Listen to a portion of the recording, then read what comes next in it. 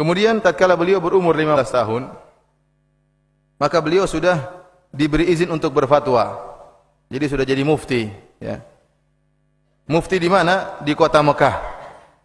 Bukan mufti Roja, ya, bukan, ya. Mufti di kota Mekah.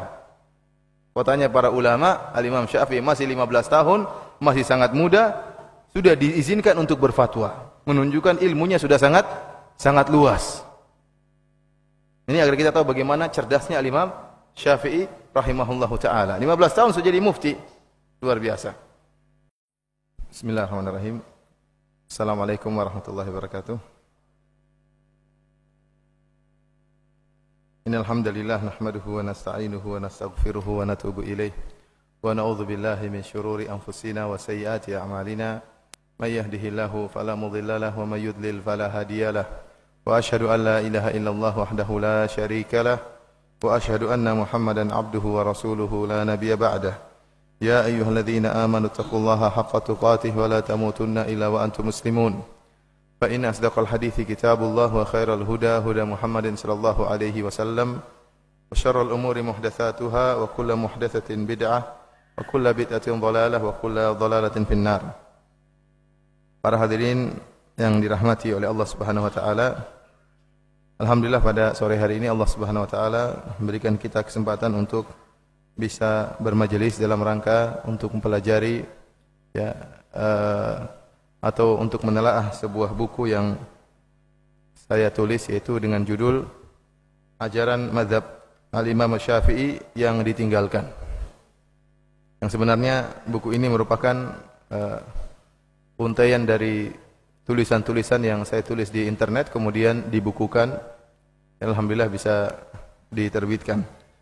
Dan pembahasan yang saya masukkan dalam buku ini, ya, ada permasalahan fikih dan juga ada permasalahan akidah. Mengingat ajaran Al-Imam Syafi'i rahimahullah yang ditinggalkan bukan cuma masalah fikih, bahkan yang paling penting juga adalah sebagian akidah Al-Imam Syafi'i juga ditinggalkan oleh sebagian orang yang mengaku bermadzhab Syafi'i. Namun sebelum kita membahas tentang poin-poin tersebut, ya, perkara-perkara yang ditinggalkan oleh orang-orang yang mengaku bermadzhab Syafi'i, maka di awal pengajian ini kita akan membahas atau menyinggung tentang biografi Al-Imam Asy-Syafi'i rahimahullahu taala. Para hadirin yang dirahmati oleh Allah Subhanahu wa taala, kita tahu bahwasanya mazhab yang tersebar di penjuru alam semesta, ya, yang terkenal ada 4 mazhab, yaitu yang pertama adalah mazhab Hanafi, yang mazhab paling senior atau mazhab paling tua. Kemudian mazhab Maliki yang dibawa oleh Al-Imam Malik rahimahullahu taala. Kemudian mazhab Al-Imam Syafi'i, dan yang terakhir mazhab Al-Imam Ahmad bin Hanbal. Selain dari 4 mazhab ini, tentu ada mazhab-mazhab yang lain, tetapi tidak tenar sebagaimana 4 mazhab ini. Dan di antara mazhab yang paling tersebar, ya, adalah mazhab Al-Imam Syafi'i rahimahullahu taala di penjuru alam semesta ini. Dan Al-Imam Syafi'i rahimahullahu taala, ya, beliau adalah seorang imam yang sangat cemerlang dan sangat jenius, akan nampak jelas dari biografi beliau, ya. Sehingga bahkan sebagian orang-orang yang dahulunya bermadhab sampai berpindah madhab ke madhab Syafi'i. Sebagian bermadhab Ahlul Ra'yi, madhabnya di atas mazhab Al-Imam Abu Hanifah, berpindah kepada mazhab Al-Imam Syafi'i. Demikian juga sebagian ulama dari mazhab Maliki, ya, karena kagum dengan Al-Imam Syafi'i, maka berpindah kepada mazhab Al-Imam Syafi'i. Karena beliau memang orang yang sangat cerdas dan diakui kecerdasannya. Al-Imam Syafi'i rahimahullahu taala, beliau dilahirkan pada tahun 150 Hijriah. 150 Hijriah, beliau dilahirkan di Gaza di Palestina atau di Asqalan. Ya, Gaza, ya, ternyata merupakan daerah tempat lahirnya Imam Syafi'i rahimahullahu taala pada tahun 150 Hijriah. Dan beliau secara nasab, ya, bertemu dengan Nabi sallallahu alaihi wasallam kepada kakek buyut Nabi sallallahu alaihi wasallam, yaitu bertemu pada Abdul Manaf. Abdul Manaf. Jadi dari sini kita tahu bahwasanya Imam Syafi'i adalah seorang Quraisy, ya, seorang dari suku Quraisy. Makanya dikatakan Al-Quraisy. Dan nasab beliau bertemu dengan kakek buyut Nabi sallallahu alaihi wasallam, yaitu Abdul Manaf. Beliau tidak dilahirkan di Mekah karena kita tahu orang Quraisy tinggal di kota Mekah. Akan tapi ayah beliau merantau ke Palestina bersama istrinya, bersama ibunya Imam Syafi'i. Kemudian lahirlah Imam Syafi'i di Palestina. Namun tatkala Imam Syafi'i masih kecil, ya, belum 2 tahun, ayahnya meninggal dunia. Ayahnya meninggal dunia sehingga Imam Syafi'i hidup sebagai anak yatim, dirawat oleh ibunya. Karenanya setelah ayahnya meninggal, ibu Imam Syafi'i rahimahullah membawa pulang Imam Syafi'i ke kampung halamannya, ke kota Mekah, kembali kepada sukunya, suku Quraisy. Oleh karenanya disitulah Imam Syafi'i kemudian tumbuh dan berkembang di kota Mekah dan belajar dari ulama yang ada di kota Mekah. Yang ini menunjukkan bahwasanya bagaimana peran seorang ibu, ya, sangat luar biasa terhadap perkembangan karir dari anaknya. Lihatlah bagaimana Imam Syafi'i rahimahullah hidup tanpa ayah, akan tapi dia menjadi seorang imam, yaitu Imam Syafi'i rahimahullahu taala. Peran ibunya dalam memasukkan Imam Syafi'i atau mendidik Imam Syafi'i, kemudian menyuruh dia untuk belajar di kalangan para ulama sampai jadilah Imam Syafi'i seorang yang sangat alim. Jadi waktu berumur 2 tahun dibawa pulang ke kota Mekah, kemudian dia belajar di kota Mekah. Disebutkan tatkala beliau berusia 7 tahun, beliau sudah hafal Al-Qur'an. Imam Syafi'i rahimahullah 7 tahun sudah belajar, sudah hafal Al-Qur'an. Beda dengan kita, ya.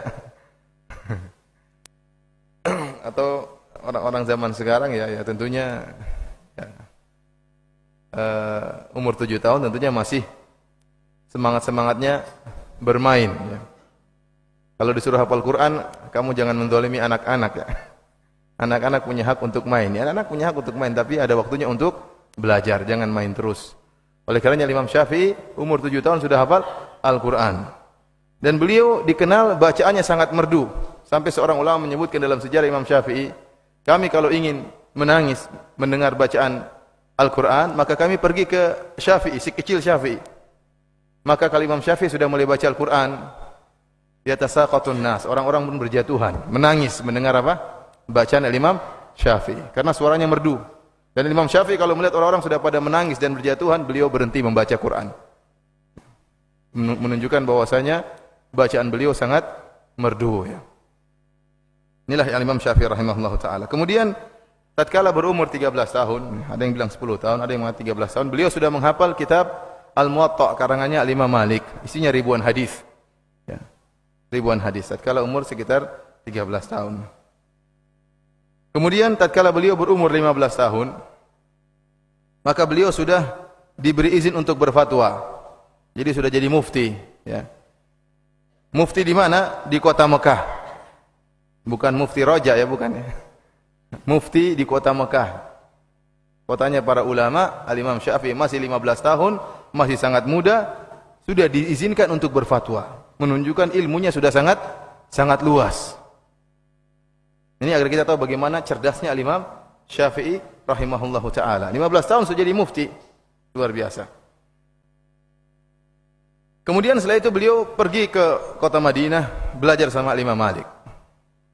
Setelah beliau menghafal kitab Al-Muwatta, beliau belajar belasan tahun. Ada yang menyebutkan sekitar 16 tahun Al-Imam Syafi'i menuntut ilmu dari Al-Imam Malik sampai Imam Malik meninggal dunia pada tahun 179 Hijriyah. Setelah itu baru Imam Syafi'i melanjutkan perjalanan dia menuntut ilmu ke Baghdad. Jadi benar-benar menuntut ilmu di kota Madinah, bertemu dengan Imam Malik rahimahullahu taala. Sampai-sampai disebutkan kalau ada tamu-tamu dari luar ingin mengambil hadis dari Imam Malik, maka Imam Malik rahimahullah menyuruh muridnya Imam Syafi'i untuk menyampaikan hadis-hadis tersebut melalui hafalan Imam Syafi'i. Jadi beliau adalah murid yang sangat cemerlang, ya, muridnya Imam Malik rahimahullahu taala. Setelah itu beliau pergi ke Baghdad, ya, belajar ilmu di Baghdad. Sampai di sana beliau bertemu dengan muridnya Al-Imam Abu Hanifah, yaitu Muhammad bin Hasan Asy-Syaibani. Di antara dua murid yang terkenal dari Imam Abu Hanifah adalah Abu Yusuf, dan yang satunya lagi Muhammad bin Hasan Asy-Syaibani. Orang yang sangat cerdas. Sebagaimana ma'ruf perkataan Imam Syafi'i, beliau mengatakan, "Ma ra'aitu saminan aqilan qat siwa Muhammad bin Hasan Asy-Syaibani." Aku tidak pernah melihat ada orang yang gemuk, yang bercerdas kecuali siapa? Muhammad bin Hasan Asy-Syaibani. Artinya semua orang gemuk biasanya bodoh ya. Itu gemuk zaman dahulu mungkin ya. Zaman dahulu kenapa mesti gemuk ya? Apa salah? Kenapa dia harus gemuk ya? Gerak terus kok bisa gemuk ya? Kalau orang sampai gemuk di zaman dahulu ya, berarti pikirannya hanya makanan ya. Tidak ada kegiatan. Orang seperti ini mana mau memikir hadis, memikir ayat-ayat. Oleh karena Imam Syafi'i mengatakan, "Ma ra'aitu saminan aqilan qat siwa Muhammad bin Hasan Asy-Syaibani." Aku tidak melihat ada orang gemuk pun, satu orang gemuk pun yang cerdas kecuali gurunya. Siapa? Muhammad bin Hasan Asy-Syaibani. Namun bukan berarti yang kurus pasti pintar ya. Para hadirin yang dirahmati oleh Subhanahu wa taala, demikian akhirnya Imam Syafi'i rahimahullah belajar dengan para ulama di Baghdad, terutama Muhammad bin Hasan Asy-Syaibani rahimahullahu taala. Kemudian beliau pergi ke Mesir ya. Kemudian beliau pergi ke Mesir dan meneruskan dakwah beliau di Mesir. Ya, sampai akhirnya beliau meninggal pada tahun 204 Hijriah. Adapun keistimewaan Imam Syafi'i, yang bawa buku silahkan lihat halaman 14 ya. Keistimewaan Imam Syafi'i rahimahullahu taala